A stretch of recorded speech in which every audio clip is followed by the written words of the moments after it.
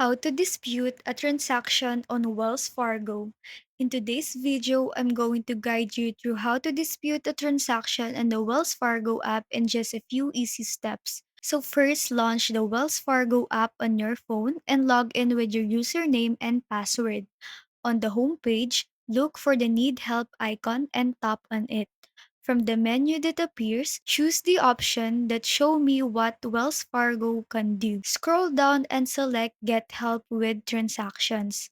In the drop-down menu, tap on Dispute a Transaction. Wells Fargo will guide you through a step-by-step process to provide details about transaction you wish to dispute. Simply follow the instructions and submit your request. And that's it. Disputing a transaction on Wells Fargo is quick and easy. If you found this tutorial helpful, don't forget to like and subscribe for more quick tech tips. Thanks for watching and see you in the next one.